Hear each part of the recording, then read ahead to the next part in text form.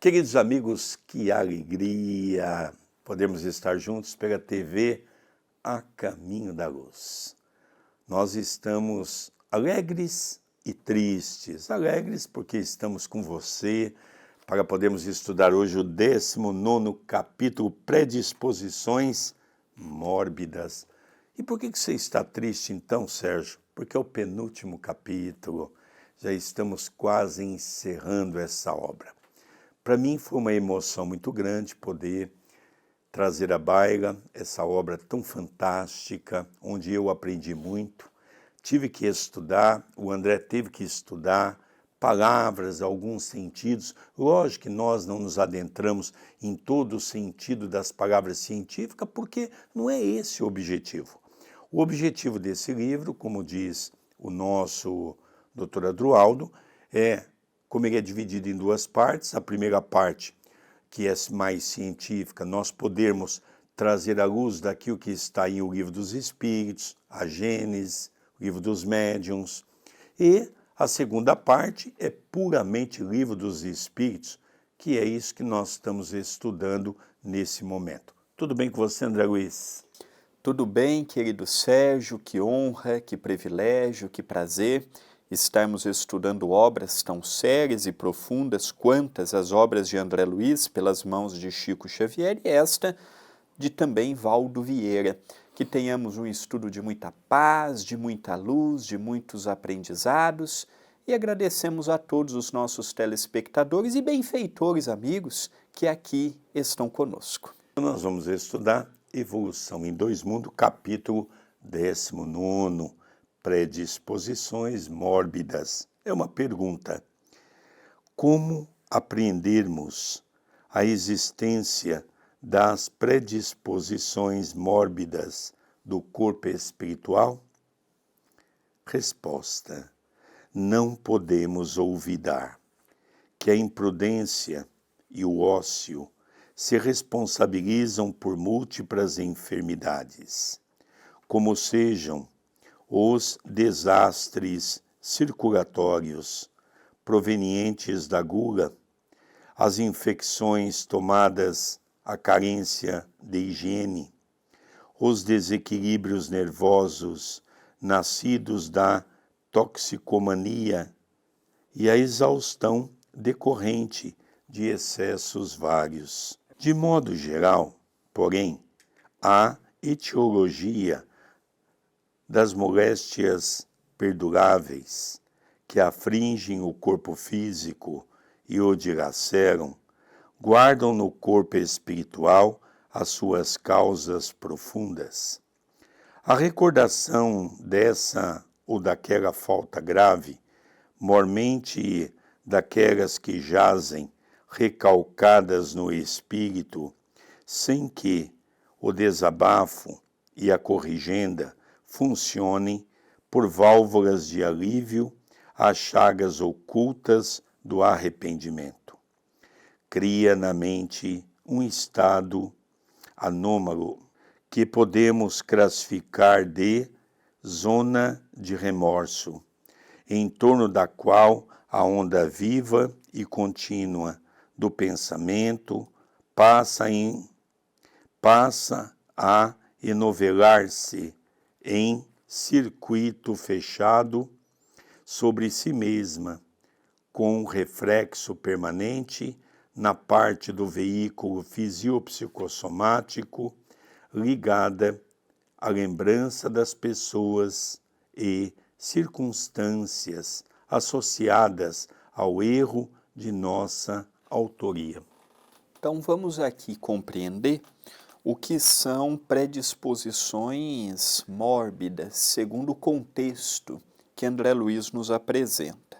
Cada pessoa reencarna com certas predisposições ou possibilidades de vir a contrair essa ou aquela enfermidade, tendo em vista a sua ficha do passado espiritual. Então, o que André Luiz está aqui nos dizendo? Que nós vivemos em 3 tempos numa única existência. No meu presente, neste exato momento, eu trago comigo reminiscências do passado. Eu posso nunca ter fumado nesta existência, mas ter fumado no passado e ter danificado meus pulmões e trazer alguns problemas de respiração. Eu posso nessa existência nunca ter bebido, ingerido algo alcoólico, mas no passado eu posso ter sido um alcoólatra e eu trago os reflexos em meu fígado, por exemplo. E ao mesmo tempo nós já estamos projetando o nosso corpo espiritual e o nosso corpo físico do futuro.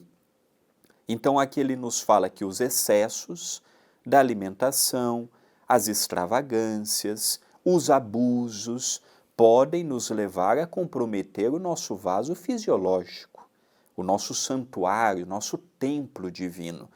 Então nós temos que ter mais amor com o corpo, nós temos que ter mais cuidado com este corpo, porque ele é o nosso patrimônio. Não é porque ele é perecível e sujeito à desencarnação que nós vamos levá-lo de qualquer maneira e querer que a ciência corrija um problema que por vezes está nos nossos hábitos. Então a falta de higiene, como veremos no capítulo seguinte, foi um grande fator determinante para a propagação do Covid. Então nós vemos que a nossa própria falta de consciência tem nos levado a adoecimento pessoal e alguns com abrangência coletiva. Interessante, André, olha, como a gente percebe que existem todo tipo de pessoas em nosso meio, não é? Que exatamente estão nessa condição, carregando no presente aquilo que fizeram no passado. Então ele diz, não podemos olvidar que a imprudência e o ócio. A imprudência, aqueles que são imprudentes e aqueles que não gostam muito de trabalhar, não é? O ócio. Se responsabilizam por múltiplas enfermidades, quer dizer, a imprudência e o ócio faz com que nós tenhamos aí uma série de enfermidades, como sejam os desastres circulatórios provenientes da gula. Então isso faz com que nós tenhamos uma ociosidade, e a ociosidade faz com que nós tenhamos uma gula. Depois, as infecções tomadas, a carência de higiene. Nós, como ócio, não temos muita vontade de limpar a casa, de fazer higiene nos lugares que nós estamos, e isso vai criar também determinadas circunstâncias para o nosso corpo, como é o caso que o André acabou falando do Covid. Os desequilíbrios nervosos nascidos da toxicomania, que é os vícios que nós trazemos do passado, e a exaustão decorrente de excessos vários, a exaustão daquilo que acaba, num certo momento, implodindo dentro de nós, da ociosidade que nós vivemos. Então nós vamos ver hoje as consequências de tudo isso. Continua André Luiz. Estabelecida a ideia fixa sobre esse módulo de forças mentais desequilibradas, é indispensável que acontecimentos reparadores se nos contraponham ao modo enfermiço de ser, para que nos sintamos exonerados desse ou daquele fardo íntimo, ou exatamente redimidos perante a lei.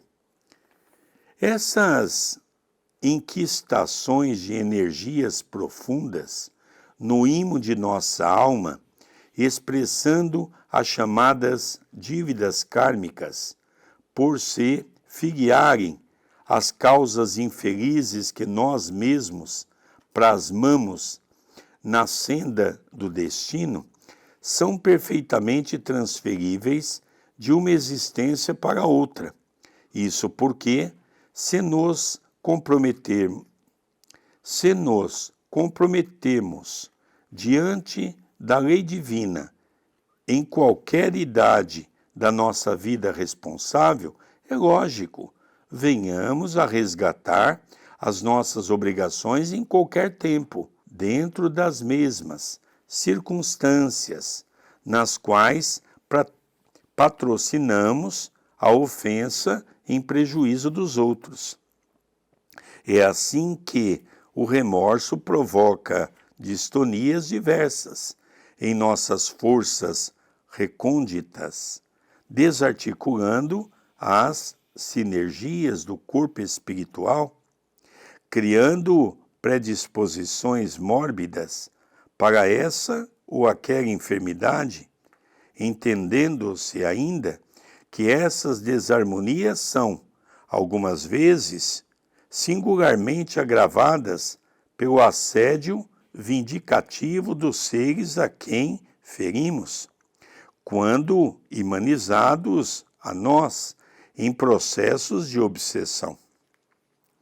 Todavia, ainda mesmo quando sejamos perdoados pelas vítimas de nossa insânia, detemos conosco os resíduos mentais da culpa, qual depósito de lodo no fundo de calma piscina, e que um dia virão à tona de nossa existência para a necessária expulsão, à medida que se nos acentue o devotamento à higiene moral. Agora, André, daqui a pouco nós vamos fazer algumas perguntas, não é? Mas aqui nós temos um material para podermos aí falar um pouquinho sobre essa questão. Por quê? O professor Allan Kardec traz para nós, em O Livro dos Espíritos, um mundo que nós então desconhecíamos, chamado o mundo da erraticidade. E ele explica que o mundo da erraticidade é um mundo que, quando nós retornamos para o mundo espiritual, nós levamos conosco a nossa condição de vida que nós levamos quando estávamos aqui na crosta. Ou seja, todos os nossos vícios, nossos defeitos, nossos equívocos, nossos problemas, levamos tudo. E como nós sempre fomos pessoas ociosas, é natural que isso vai trazer para nós sequelas terríveis no mundo espiritual. Mas aqui também André Luiz diz uma coisa interessante. Como nós criamos um quadro, ou seja, tivemos uma ação durante uma existência, em determinado momento nós vamos ter que ter a reação, que é a colheita daquilo que nós plantamos. É interessante, André, quando nós falamos da ociosidade, quando eu vou debaixo dos pontilhões levar comida, e eu vou entregando a comida para aqueles nossos irmãos, eu às vezes até digo a eles, olha, eu vou pedir um favor, está indo aqui a sacolinha, dentro da sacolinha tem a comida, quando você acabar de comer, ponham o lixo dentro da sacolinha, para vocês mesmo amanhã evitarem de ter aqui um problema de saúde, porque o lixo vai gerar, logicamente, uma condição onde vocês amanhã poderão ficar até doentes nesse meio que vocês estão. Mas a gente percebe, André, que a ociosidade é tão grande que sequer eles dão muita importância para aquilo que nós falamos. Ou seja, aí nós começamos a perceber que é a explicação que está aqui. Não é fácil a pessoa sair de um quadro de ociosidade se ela traz consigo dentro de si, na sua condição espiritual, esse estado. É a mesma coisa, o médico, por exemplo, eu e a minha irmã, somos netos de diabéticos, no caso meu avô materno, e o meu pai, em estado leve, também é. Eu e a minha irmã temos a ciência que o abuso de doce fatalmente, pela genética, nos levará a diabetes. Isso é uma questão de 2 mais 2 é igual a 4. Então eu tenho a ciência, minha irmã também, que se a gente abusar pela família materna e paterna, a chance de nós termos também. Se vamos ter ou não, vai depender.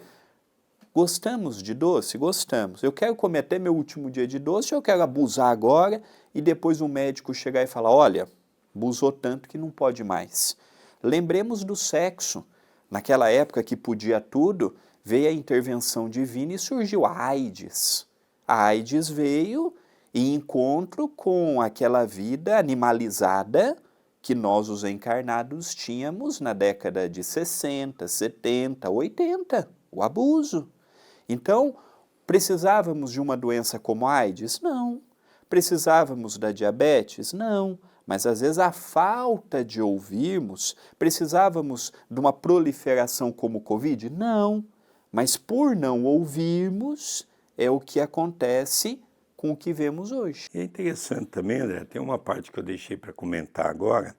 É assim que o remorso provoca distonias diversas em nossas forças recônditas, desarticulando as sinergias do corpo espiritual, criando predisposições mórbidas para essa ou aquela enfermidade. Eu fiz questão de colocar isso porque nós percebemos que essa palavra, que é o remorso, é realmente algo que é muito comum, conversando com as pessoas entrarem nessa faixa do remorso.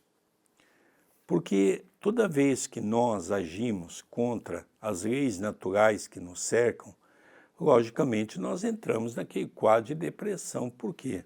Porque o remorso vai invadindo o nosso coração.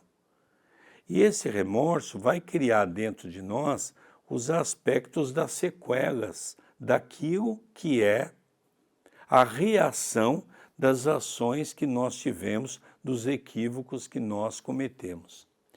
Então agora nós vamos ver perguntas, vamos ler a pergunta e a resposta, o André vai comentar cada uma, porque são várias perguntas e respostas nesse capítulo que vale a pena nós explorarmos um pouquinho para entendermos aquilo que André Luiz quer dizer. Pergunta: como pode o débil mental comandar a renovação celular do seu corpo físico? Resposta: não será lícito esquecer que, mesmo conturbada, a consciência está presente nos débeis mentais ou nos doentes nervosos de toda a espécie, presidindo ainda que de modo impreciso e imperfeito o automatismo dos processos orgânicos. Aqui cabe uma observação. Em 1958, débil mental era uma palavra utilizada no termo da medicina. Hoje é uma palavra pejorativa. Se eu falo que uma pessoa tem um filho débil mental, se eu falo que a pessoa é débil mental, hoje é uma conotação de deboche, hoje é uma conotação jacosa, hoje é uma conotação preconceituosa, até cabível às vezes, da pessoa se sentir ofendida e entrar com um processo de danos morais. Na época que o livro foi escrito, não, débil mental, naquela altura, 60, 70 anos atrás, era um termo da medicina. Só um esclarecimento. Então aqui nós vamos mudar débil mental para uma pessoa com moléstias mentais, doenças mentais. Uma pessoa com doença mental que não tem condição de comandar a sua vida, ela vai poder organizar suas células do corpo físico? Resposta: logicamente vai ficar situada para o automatismo, porque ele não tem condições, pelas moléstias mentais que ele possui, de fazer um procedimento a nível celular que uma pessoa tida normal conseguiria.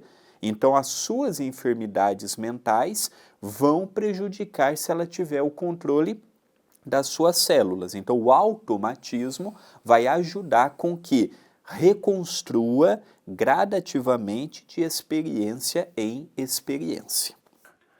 André Luiz pergunta: existem parasitas ovoides vampirizando desencarnados? Resposta: sim. Nos processos degradantes da obsessão vindicativa, nos círculos inferiores da Terra, são comuns semelhantes quadros, sempre dolorosos e comoventes, pela ignorância e paixão que os provocam. Então aqui nós vemos um pouquinho, né? Já não é apenas nesse livro, Libertação também já tratou das questões dos ovoides, do vampirismo, que até então o movimento espírita desconhecia esses termos e desconhecia essa condição. Os ovoides, vamos relembrar, que são espíritos que os magnetizadores conseguem, através da hipnose, reduzi-los a pequenos discos ou a formato de ovo e colocam esses ovoides ao lado da cabeça de um encarnado para que possa sugar as suas energias e, ao mesmo tempo, também injetar energias negativas. E, às vezes, tem pessoas que têm vários ovoides, né? E o vampirismo é aquele processo que as pessoas aproveitam os nossos vícios, os nossos equívocos e acabam penetrando na nossa maneira de ser e acaba então sugando as nossas energias, não é? Então ele diz, sim, existem os ovoides, existe sim o vampirismo. Nos processos degradantes da obsessão vingativa, são casos pelas quais entra-se aqui num processo que nós chamamos de possessão. Quando nós estudamos o livro dos médiuns, nós vamos ver que são 3 tipos de obsessão. O último tipo, que é a possessão, é que entra esses casos aqui, que são casos que são ligados ao passado. Coisas graves que foram feitas e que as pessoas não perdoaram, acham-nos ligados a um corpo, então eles vêm nos atacar. São comuns, semelhantes quadros, sempre dolorosos e comoventes pela ignorância e paixão que os provocam. Então a gente percebe que são quadros terríveis, que realmente são até comuns, porque nós cometemos tantos abusos na existência anterior. Como nos livrar? O Centro Espírita nos oferece o passe magnético, nos convida à leitura edificante, ao pensamento voltado para o bem, a prece que devemos ter o tempo todo para podermos ir nos defendendo, permitindo que, quando fazemos uma prece, podemos todos os dias orar e pedir perdão para os nossos inimigos do espaço. A próxima pergunta, André Luiz diz, como entenderemos o mecanismo de atuação da Justiça Superior nos casos de endemias rurais em que populações inteiras são assoladas periodicamente pelas mesmas doenças? Resposta: as endemias são quase sempre doenças que graçam numa coletividade ou numa região, dependendo de causas simplesmente locais. Devemos, assim, capturá-las.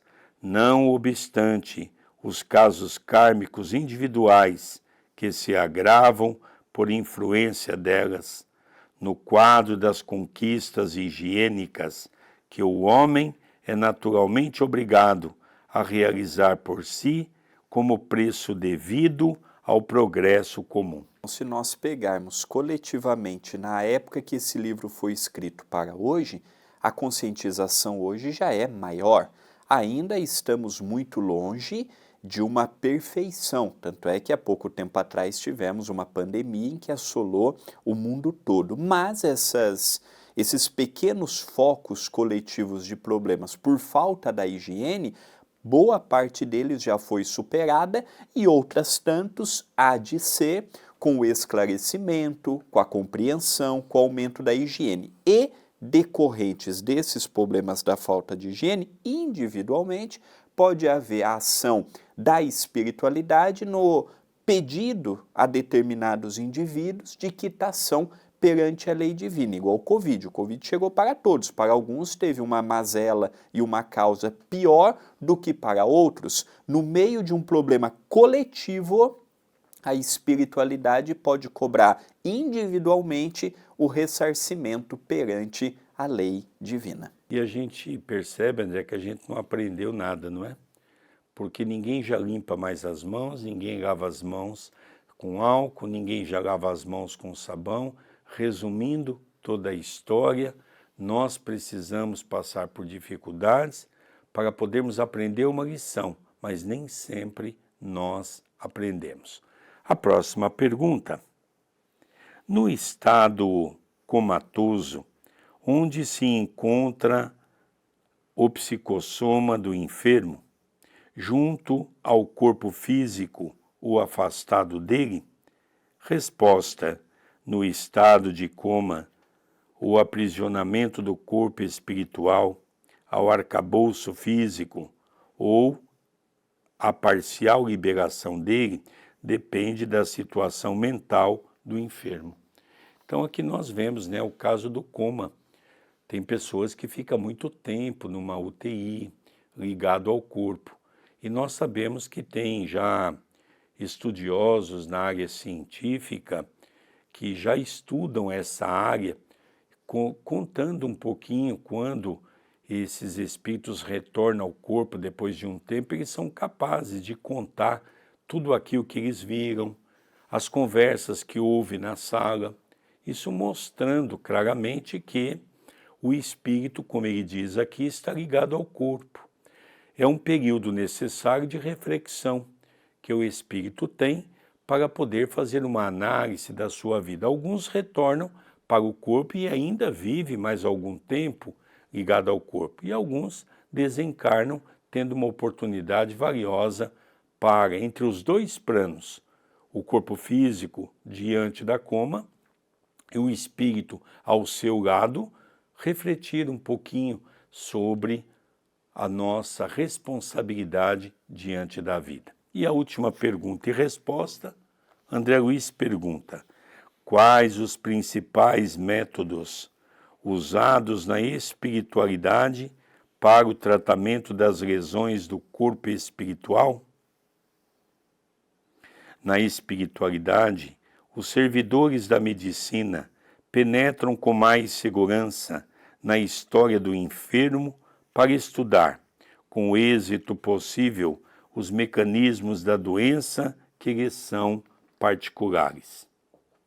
Aí os exames nos tecidos psicossomáticos, com aparelhos de precisão, correspondendo às inspeções instrumentais laboratoriais em voga na Terra, podem ser enriquecidos com a ficha kármica do paciente, a qual determina quanto à reversibilidade ou irreversibilidade da moléstia antes de nova reencarnação, motivo porque numerosos doentes são tratáveis, mas somente curáveis, mediante longas ou curtas internações no campo físico, a fim de que as causas profundas do mal sejam extirpadas da mente, pelo contato direto com as lutas em que se configuraram. Curial, portanto, é que o médico espiritual se utilize ainda, de certa maneira, da medicação que vos é conhecida, no socorro aos desencarnados em sofrimento, porque, mesmo no mundo, todo remédio da farmacopeia humana, até certo ponto, é projeção de elementos quimioelétricos sobre agregações celulares, estimulando-lhes as funções ou corrigindo-as segundo as disposições do desequilíbrio em que a enfermidade se expresse. Contudo, é imperioso reconhecer que, na esfera superior, o médico não se ergue apenas com o pedestal da cultura acadêmica, qual ocorre frequentemente entre os homens, mas sim também com as qualidades morais que se lhe confiram, valor e ponderação, humildade e devotamento, visto que a psicoterapia e o magnetismo, largamente usados no plano extrafísico, exigem dele grandeza de caráter e pureza de coração. Essa mensagem foi recebida em Uberaba pelo nosso irmão Valdo Vieira, na época, em 25/6/1958. Então nós vemos que André Luiz é um exemplo disso. Chegou, ficou 7, 8 anos num umbral denso, foi amparado em nosso lar, ficou 1 ano em tratamento num parque hospitalar de nosso lar, para depois ir trabalhar. Teve o desejo de ser médico lá, não conseguiu, porque ele não tinha a principal característica que um médico precisava e que é que ele reafirmou: amor, humildade, devotamento.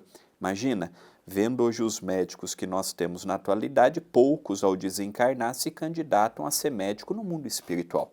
Porque muitos estão na profissão pelo dinheiro, pelo comércio, pelos status sociais, e poucos verdadeiramente tratando o paciente como uma alma que necessita de cuidado. Então a medicina no mundo espiritual é radicalmente diferente da medicina aqui.